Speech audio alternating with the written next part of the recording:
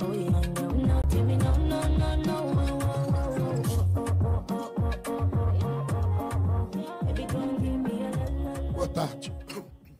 Boa tarde a todos. Vou pedir desculpas pela voz. Eu estou um tanto quanto áfono. Então a palestra vai ser num tom um pouco mais intimista, né? Não é muito comum do meu feitio, mas sou Ítalo Guedes, sou pesquisador da Embrapa Hortaliças, sou também criador do canal Agrônomo Vertical na internet. Vou apresentar esse assunto. Cultivo protegido é um assunto com o qual eu venho trabalhando desde 2008 na Embrapa. Já desenvolvemos bastante coisa. Os últimos 5 anos eu fiquei um pouco afastado do tema em razão de um outro projeto em cultivo indoor, e agora nós vamos voltar. A gente já viu aqui nas outras palestras muito claramente o grande desafio que é produzir hortaliças em regiões tropicais, ainda mais com a intensificação das mudanças climáticas. Isso já não é mais surpresa para ninguém. Como disse o colega Ari, da Embrapa Agricultura Digital, já se foi um tempo em que a gente discutia se havia ou não mudanças climáticas, se elas são ou não antrópicas, né?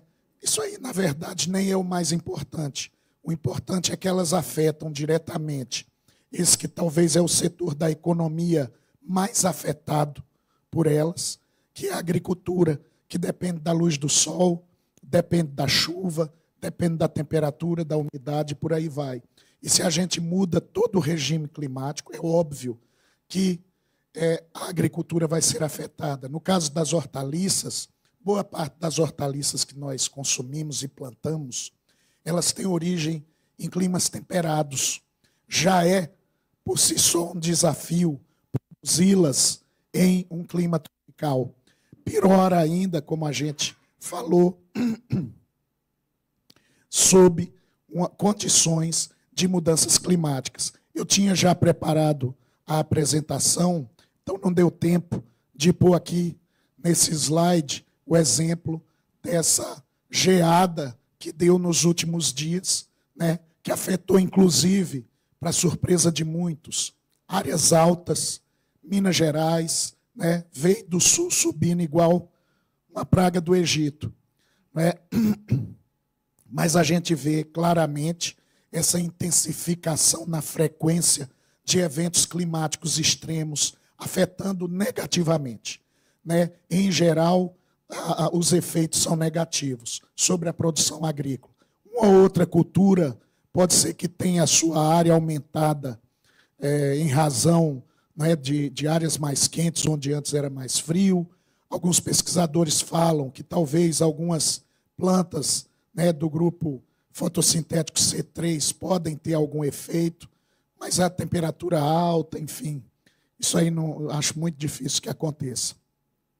Quando a gente fala em cultivo protegido nos trópicos, eu acho que isso é importante de enfatizar. O cultivo protegido é para proteger. O cultivo protegido nos trópicos, ele não existe para criar efeito estufa.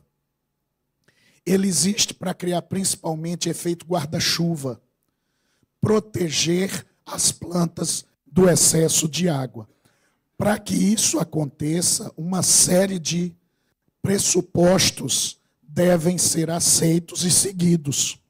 O que nós temos visto hoje, se você entra numa dessas estufinhas por aí, Brasil afora, a planta tem um desconforto térmico terrível. Você entra ali, você não aguenta 5 minutos lá dentro. Eu já vejo. O meu índice, Marcelo Zanella, falou da coisa de identificar a nutrição da planta olhando para a folha. Eu já identifico se a estrutura é adequada ou não, se eu começo a suar em 3 minutos. Se eu suo em 3 minutos, está errado. Eu saio. Biomarcador. O que a gente observa é isso, estruturas que não são adequadas ao calor. Isso sem mudança climática. Se a gente quiser pensar em cultivo protegido como uma ferramenta de convivência com as mudanças climáticas, mesmo de criação de um ambiente onde se possa continuar produzindo, apesar dos eventos climáticos extremos, nós temos que mudar esse cultivo protegido que hoje é feito no Brasil. Alguns países já perceberam isso. O México já percebeu isso. Hoje nós temos no México uma indústria de cultivo protegido pujante, estufas de 6, 7 metros de altura, não é? Empresas holandesas vindo produzir no México. O Chile está começando também a entender isso, se bem que o Chile é um pouco mais frio. De toda forma, a gente sabe que o cultivo protegido nas regiões tropicais só foi possível quando nós trocamos o vidro pelos filmes de polietileno. Isso foi uma grande adaptação. E a gente tem que saber, como esse exemplo inicial mostrou, que o objetivo do cultivo protegido, aqui eu vou repetir, ele muda de acordo com a região. Em regiões quentes, nós não queremos criar o efeito estufa, apesar do nome das estruturas. Aqui nos trópicos úmidos, nós queremos criar o efeito guarda-chuva. A cobertura deve proteger as hortaliças, boa parte delas de origem temperada, do excesso de umidade que cria, junto com a temperatura alta, condições ideais para a multiplicação de patógenos das plantas, de fungos, de bactérias que afetam a qualidade dessas plantas, dificultam no campo aberto até mesmo a colheita, né, a colheita mecanizada, causam injúrias físicas, coisas desse tipo. Isso aqui a gente vai ter que bater. A altura importa. Não adianta.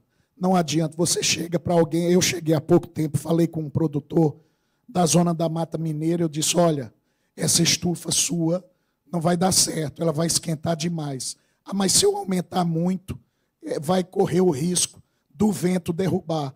A zona da Mata Mineira é conhecida também como mar de morro.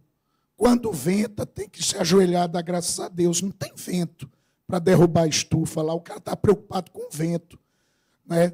É preocupar com outra coisa, sombreamento, esse tipo de coisa. Mas com vento, não. Está aqui as razões que eu tentei, na verdade, resumir, porque é que importa, não é, a altura de estufas, para dar um conforto térmico, não é só para proteger. Nós temos que dar conforto às plantas. É exatamente o que o Marcelo Zanella falou. A planta é um ser vivo. Ele não é uma fábrica que pega energia solar e sai um produto agrícola simplesmente. O cultivo protegido tem que proteger, mas também criar um conforto, inclusive térmico. Quanto mais alta a estufa, mais estável será o microclima, principalmente quando a gente fala de plantas de porte mais alto. Se você vê como é uma estufa de tomate ou de pimentão em países como Espanha, Coreia, Japão, elas são diferenciadas. Porque é que eles conseguem que um pé de tomate produza 10 meses, 12 meses? Não é? Porque é que a produção de pimentão lá você tem que ter uma plataforma para o colhedor subir. Porque as estufas são altas para aproveitar o máximo da planta, para que cada planta expresse de forma mais completa o seu potencial. Ao contrário, o que a gente tem visto é isso aqui. Essa estufa é lá em Rio Verde, no estado de Goiás. Eu visitei produção hidropônica de alface, e as alfaces todas doentes, muito pítio nas raízes, não é? Doenças foliares, muita deficiência nutricional e um calor absurdo, absurdo. Esse aí eu já comecei a suar antes de entrar. Então estava realmente muito quente. A gente tem que observar tudo isso. Eu vou falar isso mais ao final, mas um dos grandes problemas que eu vejo do avanço do cultivo protegido no Brasil é assistência técnica não preparada. Não é? As universidades no Brasil ainda parecem não ter notado a importância de cultivo protegido, a importância de hidroponia, sistemas de produção sem solo. Não é? Hoje, talvez boa parte do meu tempo tem sido em dar palestras Brasil afora, ensinando exatamente como é que prepara uma solução nutritiva, como é que faz o cálculo, Como é que eu preparo uma solução A, B? Como é que se faz o projeto de uma estufa? O que é que se leva em consideração na localização de uma estufa? Não é porque eles não estudaram, não. Quantas universidades têm disciplinas voltadas a isso? As que têm, em geral, são disciplinas optativas. Muitas delas nem isso têm. Não é? Pós-graduação, pouquíssimas. Eu conheço 2. Não é? Pós-graduação do Instituto Federal Goiano, que dá ênfase em cultivo indoor e protegido, e a pós-graduação do Instituto Agronômico de Campinas. Está aqui o Felipe, que vai falar daqui a pouco com vocês. A gente precisa mais disso, principalmente em cenário de mudanças climáticas, porque hoje não é só hortaliça em cultivo protegido. Cada vez mais se produz frutas. Hoje se produz até maracujá em cultivo protegido. No Brasil, aí por fora se produz manga, se produz mamão. A Espanha produz mamão em cultivo protegido, não é? Essas são estufas adaptadas, são abrigos pensando exatamente no efeito guarda-chuva apenas. Vejam que isso aqui é na região amazônica, mas mesmo assim, não, então isso aqui é melhor, porque vai ter a circulação de ar lateral, o calor vai diminuir. Até aqui, a altura importa. Mesmo nessas estufas abertas de lado, nesses abrigos abertos de lado, o calor, quando ela é muito baixa, é intenso também. Aí enfraquece a planta, não é? A planta não consegue crescer adequadamente, formar parede celular, e as doenças, não é, abundam. Solo sempre, quase invariavelmente exposto. Um solo desses aqui na Amazônia, a Houstônia, que por causa da murchadeira em tomate e pimentão, ela é nativa. A exuberância biológica dos trópicos não é só para a planta, não. É para micro-organismos também. Micro-organismos do solo. Tem muito micro-organismo, mas se a gente só dá condições para um micro-organismo que causa doença, não adianta esperar outra coisa. Não é? Esse é um outro erro muito comum no Brasil. Usar o mesmo modelo, o mesmo plástico, o mesmo filme, as mesmas telas, de norte a sul, como se nós não tivéssemos uma imensa diversidade climática, edáfica. Não é?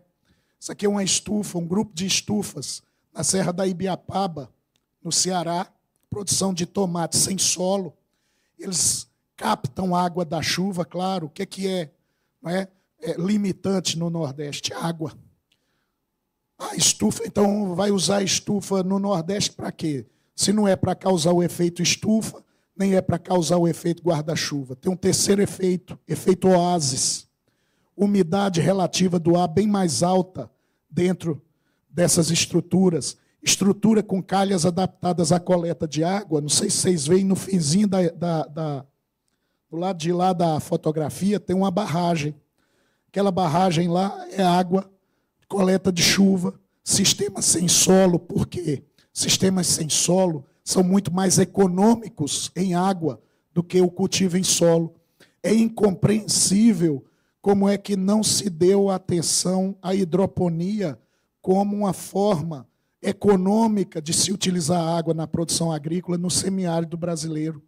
Pouquíssimas ações de incentivo à hidroponia no semiárido brasileiro. Não existe sistema de irrigação, não existe gotejamento, subgotejamento que seja tão econômico quanto a hidroponia. Eu fico imaginando que é só porque tem hidro, né? Hidro, o pessoal deve usar muita água, porque tem hidro no nome, pelo contrário, não é? Não usa esse tanto de água, usa muito menos. Falou-se muito de matéria orgânica no solo hoje. Os solos de estufa são peculiares na pobreza em matéria orgânica. Mas mesmo, veja só, mesmo quando se aplica matéria orgânica, a forma de aplicar é um tanto quanto equivocada.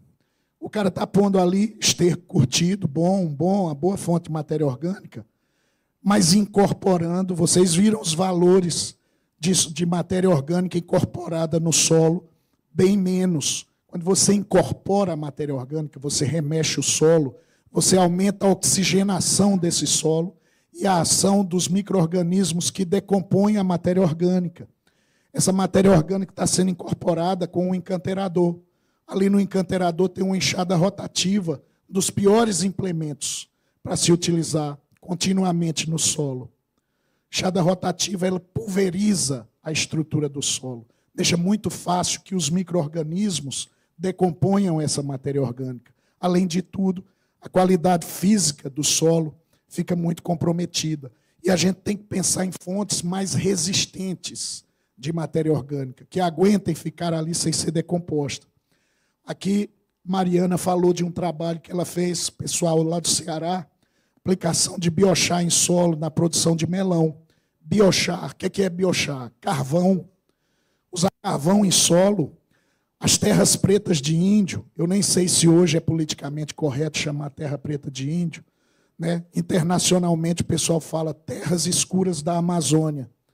As terras escuras da Amazônia têm origem no acúmulo durante séculos de carvão nos solos que ficavam ao redor ali das moradias do índio. É o que lá no Nordeste a gente chama o solo, a terra de monturo, né? Tem várias músicas de Luiz Gonzaga que fala do o milho é até mais doce na terra de monturo, coisas desse tipo. Tem que correr aqui. Plantio direto em solos de estufa, não é comum. Isso aqui foi um projeto que nós conduzimos em Manaus. Eu não vou falar se tem ou não viabilidade econômica, como é que a gente devia fazer. Só vou mostrar os dados. 11 horas da manhã em Manaus. Solo desnudo, isso aqui é muda de pimentão. 43 graus na superfície de solo. 36 graus no solo coberto com palha. 7 graus, 7 de diferença. Isso tem muita influência sobre a dinâmica de água no solo, sobre a absorção de nutrientes, sobre a perda de nitrogênio na forma de óxidos.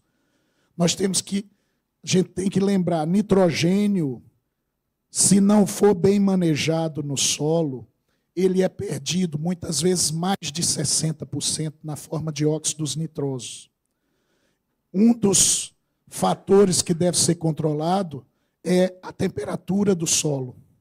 Nós perdemos muito nitrogênio. Para piorar, esses óxidos têm um potencial de efeito estufa milhares de vezes maior do que o CO2. São gases de efeito estufa muito mais poderosos do que o CO2. E a gente está emitindo. Para piorar, a fabricação dos adubos nitrogenados, geralmente, utilizando o efeito de Haber-Bosch de forma industrial, ele precisa de combustíveis fósseis para fixar o nitrogênio que está no ar, numa forma que possa ser industrializada. A gente tem que melhorar isso, tem que fazer a adubação direito, não é possível. Temos que usar exemplos, né? Esse pessoal coach usa muito palavra em inglês, benchmarking. Nós temos que fazer benchmarking. Olhar quem já fez alguma coisa e fazer também. Espanha, não me lembro quem foi que falou de Almeria aqui. Almeria é um grande exemplo. Almeria é uma região ao sul da Espanha, semidesértica. Todos vocês já devem ter visto Almeria sem saberem.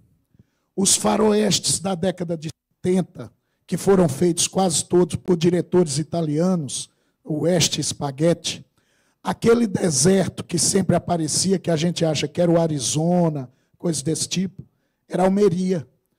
A única atividade econômica de futuro que tinha Almeria até a década de 60, 1960, eram os filmes. Era Hollywood, do jeito que Cabaceiras, na Paraíba, é a Hollywood brasileira, era Almeria, era Cabaceiras de Espanha. Aí teve um programa extremamente forte, concatenado, político, empresários, produtores. Almeria hoje é a maior área contínua de cultivo protegido no mundo, semidesértico, 40 mil hectares. Muita gente acha que do espaço a única estrutura que dá para ver é feita pelo homem, é a muralha da China. A maior estrutura são os 40 mil hectares de estufas de Almeria.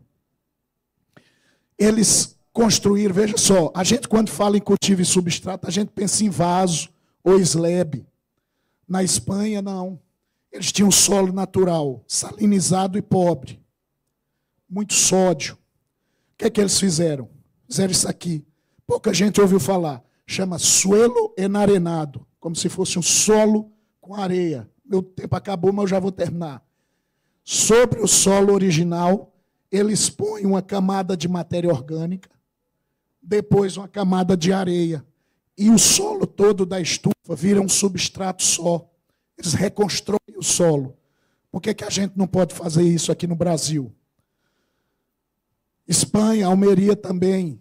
Não, nós não vamos trazer as estufas da Holanda para cá, que não vai dar certo. Não vamos trazer estufa do Japão. Eles criaram o próprio tipo de estufa.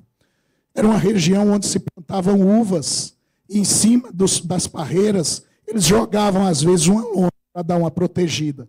E chamava aquilo ali de parral. Aumentaram a escala, fizeram a estufa na forma do parral, adaptada às condições deles. Olha o pé direito, isso aqui é plantio de melão. Acho que é melão ou é melancia, não sei. Olha o tamanho do pé da cumeira. Pé direito não, da cumeira. Olha isso aí. Pintura do plástico durante o período mais ensolarado com carbonato de cálcio. Não compram o plástico leitoso, não. Eles pintam, por quê? É mais barato. Quando chove, a chuva lava aquilo ali e volta ao normal. No período que vai chover, que não precisa dessa tinta, já está limpo. Adaptações, a gente tem que pensar nisso no Brasil, porque senão a gente não vai conseguir. Isso aqui é Emirados Árabes ou é Arábia Saudita, eu não sei. Olha a estufa, que estranha. O que é aquilo ali? Placas fotovoltaicas. Pô, que tem na Arábia é sol. Né? Placa fotovoltaica. Isso aí é para quê? Para gerar energia para dessalinizador, porque a água também eles tiram do mar, mas aproveita a energia do próprio sol. Estufa leve, praticamente só tela, efeito apenas oásis, efeito oásis, adaptação local. Imagina pôr uma estufa de vidro no lugar desse, tranquilamente chegava uns 100 graus. Vários tipos de formas, né? Mundo afora, inclusive no Brasil, de se diminuir a temperatura do cultivo protegido. A gente usa muito pouco. A gente quer produzir muito, fazer cultivo protegido, gastando o mínimo de dinheiro possível. Eu sei, é difícil. As margens são estreitas. Mas a gente tem que começar. Manejo nutricional eficiente. A Cristiane falou, surpreendida, do solo de batata com 800 pontos, ou 800 ppm de P2O5. Isso aqui é solo de estufa, Lusiânia, ao redor de Brasília.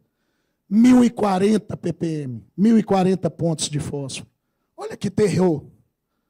60 ppm. E ainda está alto, tá? Olha que beleza.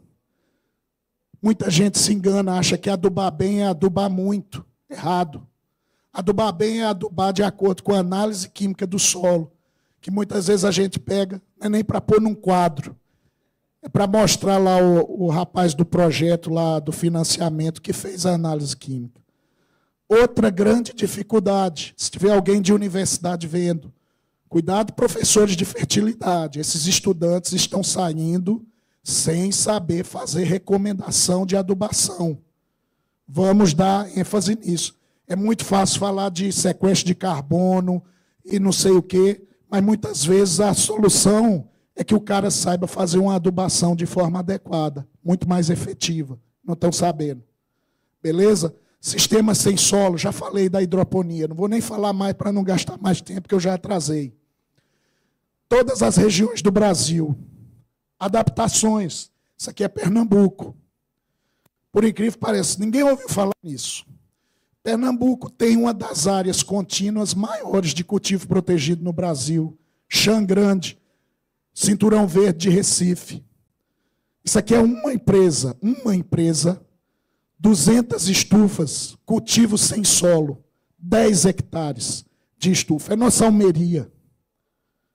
Hidroponia de folhosas. Você chega lá, só vê areia. Faz hidroponia na areia. Tem como também. Está aí, ó. Melhoramento genético. Nós precisamos mudar a estrutura, mas nós precisamos ter variedades pensadas para esses novos sistemas. O doutor Boatê vai falar aqui, eu participei várias vezes de projeto dele, estava lá, adaptação ao cultivo protegido, adaptação ao sistema orgânico. Marcelo Zanella falou, o senhor Roberto comentou aqui, não adianta eu usar um material para um sistema para o qual eu não tenho variedade adaptada àquele sistema, luminosidade, características do solo e por aí vai. Isso aqui eu já falei. E aqui, só para concluir, alguns pontos, resumindo, que eu acho que são importantes.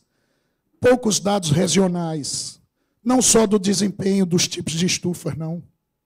Nós não sabemos quantos hectares de estufa nós temos no Brasil. Não temos esse dado. Não adianta procurar no IBGE. Os programas de financiamento têm que levar em consideração as especificidades do produtor que faz cultivo protegido, garantias, ele precisa da terra, por aí vai. Capacitação técnica, falei sobejamente. Necessidade de integração real, de pesquisa, políticas públicas e setor produtivo. Cada um conversa uma linguagem, cada um tem esforços isolados, e se ninguém trabalha em conjunto, a coisa não sai. Obrigado. Desculpa aí o atraso, viu?